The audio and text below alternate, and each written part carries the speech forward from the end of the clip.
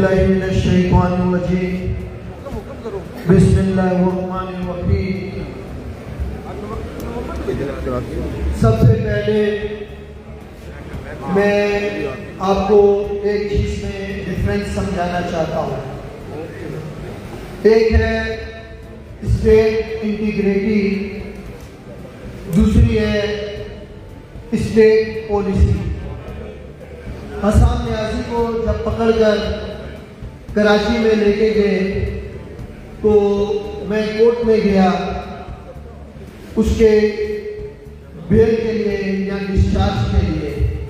तो केस चलने से चंद मिनट पहले मुझे कॉल आई, मुझसे कहा कि आप यहाँ से चले जाएं और आपके बाकी जो अहदेदार हैं वो जा चुके हैं। तो मैंने उनसे कहा कि मैं नहीं जाऊँगा, वो एक बैरिस्टर है, वकील है, मैं उनके साथ खड़ा होऊंगा। मुझसे कहा गया कि आप हाथ रखा रखिएगा। खैर जब केस चला तो सरकारी वकील से, प्रोसिक्यूटर से जज साहब ने एक सवाल किया कि ये जो FIR कटी है उसमें परमिशन लेना मैंडेटरी थी, क्या परमिशन ली है या नहीं ली है? सरकारी वकील ने जिगजैग किया, फिर दोबारा जज साहब ने पूछा, फिर जिगजैग किया। तीसरी बार जब पूछा तो मैंने सरकारी वकील से कहा कि आप शर्म करें, ये बैरिस्टर है, आपका वकील है, आप पहले क्लियरली बताएं कि आपने परमिशन ली थी कि नहीं ली थी। उसने कहा नहीं ली थी। उसके बाद उसको डिस्चार्ज कर दिया गया। फिर मुझे दोबारा कॉल आई, मुझसे कहा गया कि आपसे मीटिंग करनी है। मुझसे मीटिंग की तो मुझसे कहा कि आपने स्टेट के मैटर्स में इंटरफेयर किया है। तो मैंने कहा वो कैसे? बोला आपने, ये हमारी पॉलिसी थी, ये जो हसन न्याजी के इशू में आप गए। मैंने कहा देखें दो बातें, एक स्टेट इंटीग्रिटी है, पाकिस्तान पे मेरी जान कुर्बान, मेरे बच्चों की जान कुर्बान। अब आप बात करेंगे स्टेट पॉलिसी की। स्टेट पॉलिसी पे कल तक आपने नवाज शरीफ साहब को हराम किया हुआ था, खान साहब को हलाल किया हुआ था। आज आपने नवाज शरीफ साहब को हलाल कर दिया है, खान साहब को हराम कर दिया है। परसों फिर आप पॉलिसी चेंज करेंगे तो हम कहाँ खड़े होंगे? हम मुखला अपने ज़मीर की बात सुनेंगे, हम असूल के साथ खड़े होंगे। तो ये बात हर बंदा समझ ले कि हमें स्टेट पाकिस्तान के साथ हम हर हाल में खड़े हैं, लेकिन हम पॉलिसीज के साथ नहीं खड़े हैं। अगर कोई गलत पॉलिसी बनाएगा हम उसको क्रिटिसाइज भी करेंगे और उसके खिलाफ जदोजहद भी करेंगे। सिंध में हमारा एक और इशू चल रहा था 6 केनाल से रेलेवेंट। मीटिंग की, मुझे कहा कि आपको क्या इशू है ये जो हम 6 केनाल बना रहे हैं। मैंने उनसे एक सवाल पूछा, मैंने कहा कि क्या सिर्फ पाकिस्तान का हिस्सा है? बोला है। मैंने कहा अगर सिर्फ पाकिस्तान का हिस्सा है तो पहले अपने मैदान आबाद करो, फिर रेगिस्तान को आबाद करो। आप रेगिस्तान को जो आबाद करना चाह रहे हैं, साउथ अफ्रीका में उसका तजर्बा फेल हो चुका है, इंडिया में उसका तजर्बा फेल हो चुका है, दुबई में उसका तजर्बा फेल हो चुका है। आप जो तजर्बा करना चाह रहे हैं ये फेल हो जाएगा। आप मेहरबानी करें, कोई किसी किस्म की कैनाल मत बनाएं और आप इस बात पे क्लियर रहें कि पूरे सिंध पाकिस्तान में, सिंध में, पंजाब में हर किसी को जो पानी एग्रीमेंट्स के तहत तकसीम किया गया है उसके तहत दिया जाए। जब हमारी वो बात हमारी कन्वेंशन से, हमारे रैलीज से नहीं मानी गई तो फाइनली हम जदोजहद के लिए रोड पे आए। मैं आपको एक बात बताता हूं, जब आप हक पे खड़े होते हैं तो आपको किसी चीज को मैनिपुलेट करने की जरूरत नहीं पड़ती है। बबरलू तहरीक में तकरीबन 80 लाख लोगों ने शिरकत की थी और मेरी जेब से या मेरी बाहर की जेब से 1 रुपया खर्च नहीं जाता। वहां पे लोगों ने सिर्फ अपनी मदद, आप वहां पे लोगों ने खिदमत की। वहां पे जो जज्बा था, उनका ये कहना था कि ये वकील जो है ये टीसी में बैठने के आती है, 47 डिग्री 50 डिग्री, ये एक दिन में भाग जाएंगे, 2 दिन में। हमने 13 दिन वो जद्दोजहद जारी रखी, 12वें दिन हमें नोटिफिकेशन मिला था। वहां पे जो लोग थे इस हद तक खड़े हुए थे हक पे। एक शख्स आए, उन्होंने मुझे 60 लाख का चेक दिया, मैंने कहा मैं पैसे नहीं चाहिए, आप खुद खर्च करें। एक आए, उन्होंने 40 लाख रुपए का चेक दिया, मैंने कहा पैसे नहीं चाहिए। दूसरे आए, कैश दिया, मैंने कहा पैसे नहीं चाहिए। एक शख्स थे, उन्होंने मुझे सोने का ताज पहनाया। हमारी एक बहन थी, मुझे पता चला वहां पे एक खातून थी, उनके हस्बैंड ने, उन्होंने अपना जेवर बेच के हर रोज धरने के लोगों को सुबह नाश्ता कराते थे। वो मैंने ताज अपनी उस बहन को गिफ्ट किया। मैंने कहा मुझसे ज्यादा आप इस ताज की हकदार हैं। वहां पे होटल वाले वकील का काला कोट देख के उससे खाने के पैसे नहीं लेते थे। वहां पे जो ड्राई क्लीनर्स थे, कपड़े धोने वाले थे, वो कपड़े धोने के वकील से पैसे नहीं ले रहे थे। वहां पर अगर किसी ने बैलेंस डलवाया तो बैलेंस वाले लोग पैसे नहीं ले रहे थे। जो मेहमान नवाजी की और पूरी जो हमारी तहरीक थी वो पीसफुल तहरीक थी। उसमें एक शीशा, एक कांच तक हमने नहीं तोड़ा। तो वो एक जो तहरीक थी वो सक्सेसफुल तहरीक हुई, जिसमें पूरे पाकिस्तान की बात ने, जिसमें लाहौर बार, नसवाना साहब, मुबशिर साहब, फारूक साहब, हमारे बुलंदी साहब, आमिर साहब, हर बंदे ने अपना रोल प्ले किया। और थ्रू आउट पाकिस्तान से जो हमें सपोर्ट मिली, हम उस सारी तहरीक को कामयाब करने में सक्सेसफुल हुए। और उसके पीछे जो मेन रीज़न था वो नेक नियती और हिम्मत थी। जब हम जाने लगे तो मुझे से किसी दोस्त ने कहा कि भाई हम वहाँ जाएंगे, हमारा खाना पीना सब कुछ। मैंने उनसे कहा कि आप इसकी फिक्र नहीं करें, ये हुसैनी काफिला है, अल्लाह ताला मदद करेंगे। क्योंकि हमें पता नहीं था, हमारा ये स्लोगन था और हम क्लियर थे कि या हम वहाँ से मर के आएंगे या नोटिफिकेशन लेके आएंगे। हम उसमें सक्सेसफुल हुए। अभी हमारा कॉर्पोरेट फार्मिंग का इशू चल रहा है, लेकिन इस दौरान मोरो में एक इंसिडेंट हुआ। मोरो में जो इंसिडेंट हुआ उसमें बेगुनाह लोगों पे, जो पीसफुल प्रोटेस्टर्स थे, उन पे फायरिंग की और उस फायरिंग के नतीजे में 2 लोग शहीद हुए।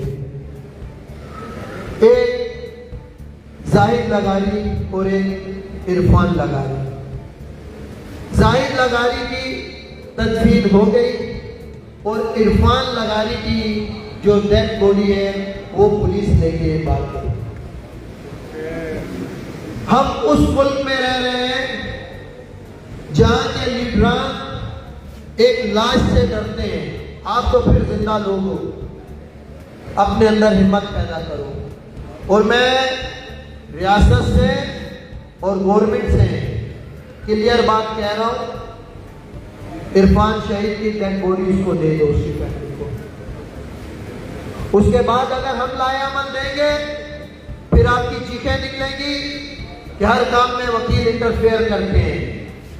हम इंटरेस्टेड नहीं हैं, लेकिन हम सिंध की मासूम आवाम को लावारिस भी नहीं छोड़ने देंगे। हाँ, हम इस चीज की मजम्मत करते हैं अगर किसी ने गाड़ी चलाई है, किसी ने कोई घर चलाया है, ऐसा नहीं होना चाहिए। लेकिन वो सब तब हुआ जब आपने उन लोगों पे फायरिंग की। अगर आप फायरिंग नहीं करते, उन बेगुनाह लोगों को प्रोवोक नहीं करते, तो ये सब नहीं होता। सेकंड थिंग, ये जो लोग हैं इनका किसी कलदम तंजीम से ताल्लुक नहीं है। हम तमाम दोस्तों को ये क्लियर कहेंगे कि सिंध के लोग पाकिस्तान के खिलाफ नहीं है, वो पॉलिसीज के खिलाफ है, वो अपने वसाइल की विक्टिमाइजेशन के खिलाफ है। और कोई भी शख्स जो किसी भी मकातिबे फिक्र से ताल्लुक रखता है, अगर वो पाकिस्तान के साथ खिलाफ है तो हम उसके साथ नहीं है।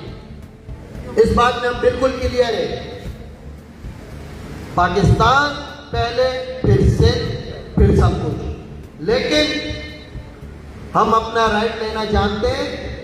गवर्नमेंट से हम क्लियरली कहेंगे कि आप उनकी फैमिली को उनके बच्चे वापस करें और ये बच्चे की लाश वापस करें और ये जुल्म और जबर बंद करें।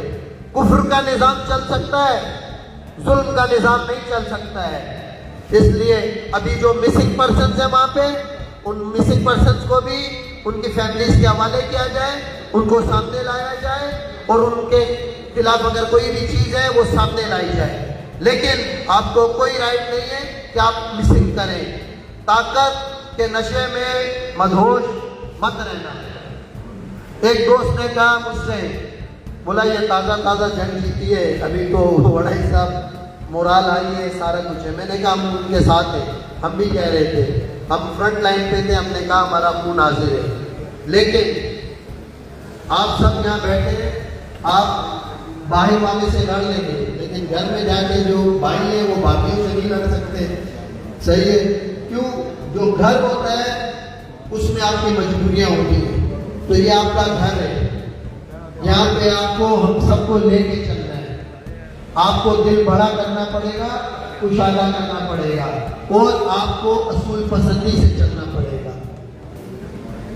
जब मारूफ बलोच को पकड़ा, समीदीन बलोच को पकड़ा, तो उनके साथ जाकर जब मैं खड़ा हुआ समीदीन बलोच के साथ, फिर मेरे दोस्तों को उनको इशू हुआ, मुझसे कहा कि आप ये जो लोग हैं ये एंटी स्टेट हैं और आप इन लोगों के साथ खड़े हुए हैं। मैंने उनसे कहा कि रियासत माँ होती है,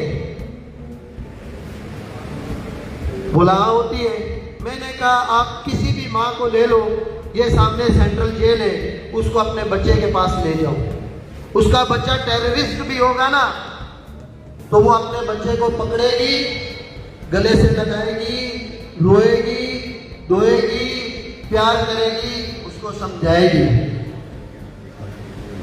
तो आप नेगोशिएशन करें। जहां इशू है, जोर से कुछ नहीं हासिल होगा, जुल्म से कुछ नहीं हासिल होगा। सही है, वक्ती तौर पे आप लोगों को दबा देंगे, लेकिन लोगों के दिलों में जो नफरत है उसको कैसे खत्म करेंगे? अगर आप चाहते हैं कि पाकिस्तान खुशहाल हो, पाकिस्तान मुस्तहकम हो, सिंध, पंजाब, बलूचिस्तान, खैबर पख्तूनख्वा, इस सब को आपको एक मुट्ठी की तरह लेके चलना पड़ेगा। अगर आप ये समझें कि खाली सिंध से पाकिस्तान चल जाएगा तो भी पॉसिबल नहीं है, खाली खैबर पख्तूनख्वा से चल जाएगा, खाली पंजाब से चल जाएगा या खाली बलूचिस्तान से चल जाएगा, तो भी पॉसिबल नहीं। आपको सबको यूनाइटेड होकर सबको साथ लेकर चलना पड़ेगा।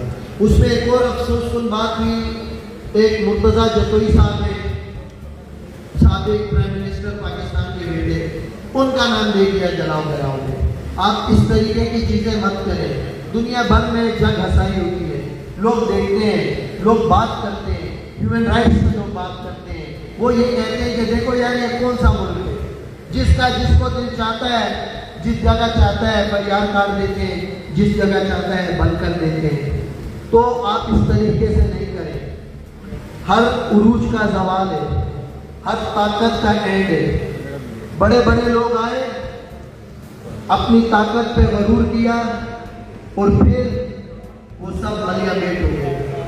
ये वक्त भी गुजर जाएगा, लेकिन इस तरीके से गुजारें, इस तरीके से गुजारें कि कल को लोग आपको अच्छे अल्फाज में याद करें, आपका दो लोग सुनहरे अल्फाज में याद करें। खाली बादशाहत करना है तो वो कोई इशू नहीं है, वो आप भले करें। 26वीं अमेंडमेंट, यहाँ एक कंफ्यूजन आ जाता है, कंफ्यूजन आ जाता है कि 26वीं अमेंडमेंट को पीटीआई से मंसूख कर दिया जाता है और जो उससे डैमेज हो रहा है उस डैमेज को कहीं ना कहीं पीटीआई का कवर शेयर मिल जाता है और जो आम वकील है उसके जहन में ये मैसेज दिया जाता है कि ये पीटीआई आगू का इशू है। देखें, ये 26वीं अमेंडमेंट हर वकील का इशू है, इसका किसी पार्टी से ताल्लुक नहीं है। यहाँ पे सरकारें बदलती रहती हैं, आप उस 26वीं अमेंडमेंट से जो है विक्टिमाइज हो रहे हो। इसलिए 26वीं अमेंडमेंट को हर सूरत में खत्म होना चाहिए और इससे जो एक कानून में जो इंसाफ में खलल आ रहा है, जो तकलीफ हो रही है, वो खत्म होनी चाहिए। देखिए, वैसे तो 26वीं अमेंडमेंट की मौजूदगी में जज साहब को सिविलियन का मिलिट्री ट्रायल में जो है मिलिट्री कोर्ट्स में ट्रायल करने का ऑर्डर पास करने की जरूरत ही नहीं थी, क्योंकि ये जो मौजूदा कोर्ट्स हैं ये सारी की सारी मिलिट्री कोर्ट्स हैं। आप किसी एक कोर्ट से इंडिपेंडेंट फैसला लेके दे दें मुझे, मैं कहूँगा आपके पास इंडिपेंडेंट कोर्ट है। तो ये जो जज साहब थे, ये मेरा ख्याल है उनको भी नहीं पता था कि हमारे जो जज इतना बड़ा काम कर देंगे। वो तो जज पे बिजी थे, पीछे से उनको एक तोहफे के तौर पे खुशखबरी दे दी कि देखो हमने मिलिट्री कोर्ट कर दिया है। तो ये जो सिविलियन से आप ऐसी कोर्ट बनाए जहाँ पे चाहे सिविलियन हो, चाहे आर्मी वाला हो, चाहे पुलिस वाला हो, चाहे एयरफोर्स वाला हो, चाहे बैंकर हो, चाहे वकील हो, कोई जज हो, खुद को महफूज सकते। आप ऐसी कोर्टें नहीं बनाए कि जो एक खास तबके की रहनुमाई करें।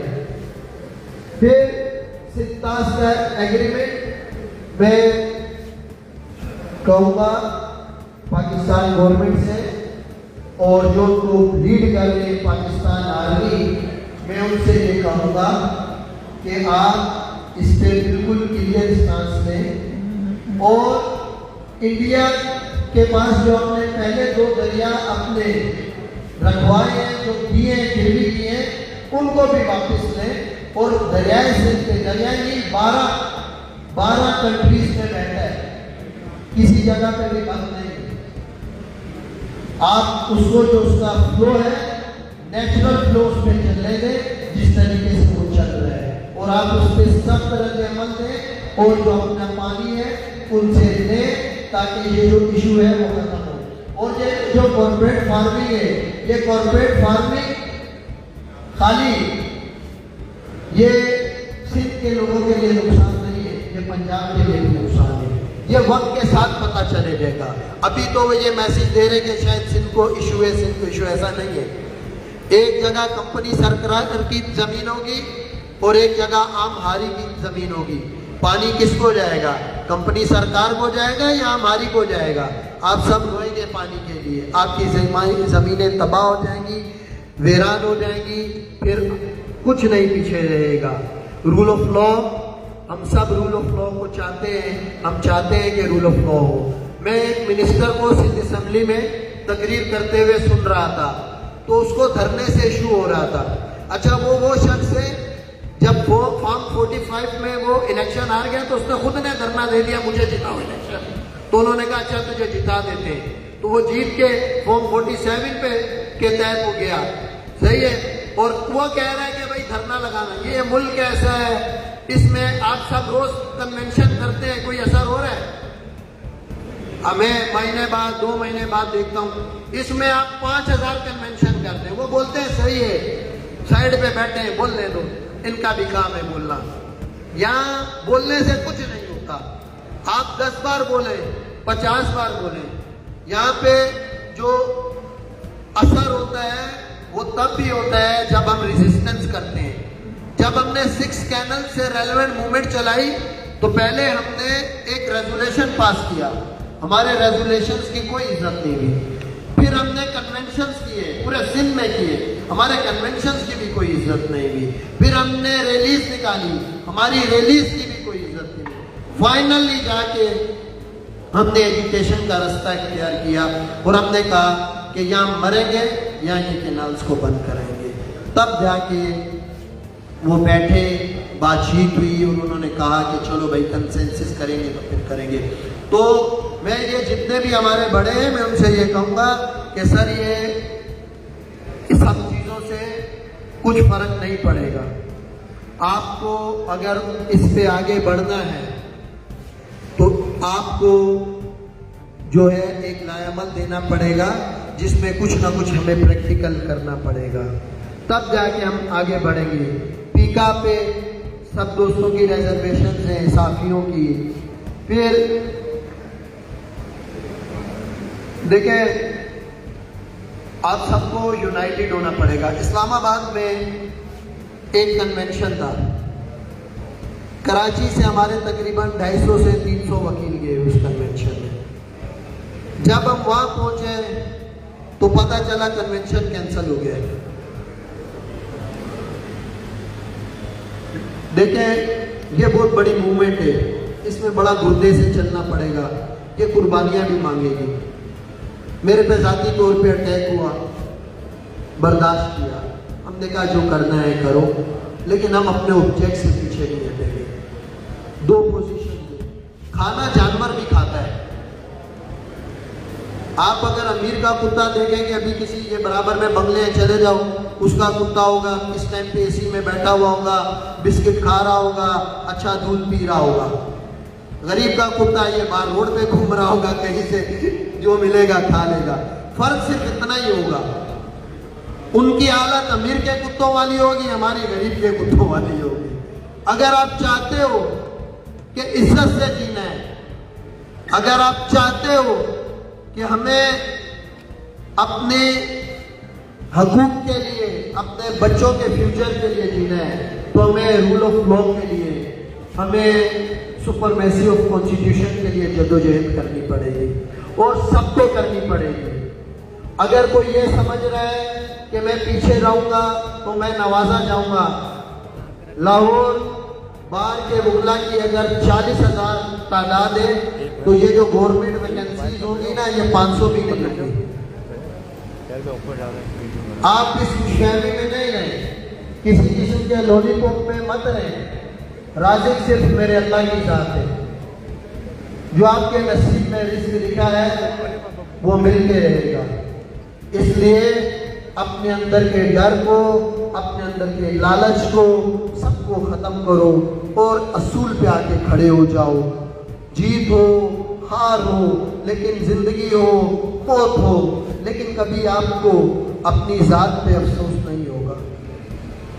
आपको ये अफसोस नहीं होगा कि मैं गलत जगह पे खड़ा था, या आपके बच्चों को कोई ये नहीं बोलेगा कि तुम्हारे बाप ने पाकिस्तान बेच दिया था, या तुम्हारा बाप जो है एजेंसियों का दलाल था या बूट चाटता था।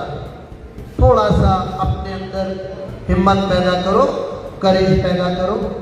कोई काम नामुमकिन नहीं है, हर चीज़ मुमकिन होगी। आखिर में मैं आप सबका बेहद मशहूर हूँ, और एक बार फिर मैं गवर्नमेंट से ये कहूँगा, शहीद इरफान की जो जस्त खाकी है वो इसकी फैमिली के हवाले करें। आपको लग रहा होगा कि आप बहुत ताकत में हैं, लेकिन अवाम से बढ़ के कोई ताकत नहीं है। ऐसा न हो कि एक अवाम का समंदर निकले और इस सारे जो कुफ्र के, जो जुल्म का निज़ाम है, इसको मलियामेट कर दे। ऐसा कभी नहीं हुआ है। तो मैं आप सबका बेहद मशहूर हूँ। जो भी नया अमल होगा इंशाअल्लाह ताला उसमें हम सब मिलके खड़े होंगे, कोशिश करेंगे, जद्दोजहद करेंगे। नतीजा मेरे अल्लाह के हाथ में, और मुझे उम्मीद है कि अल्लाह ताला में सुकून करेगा। बहुत शुक्रिया।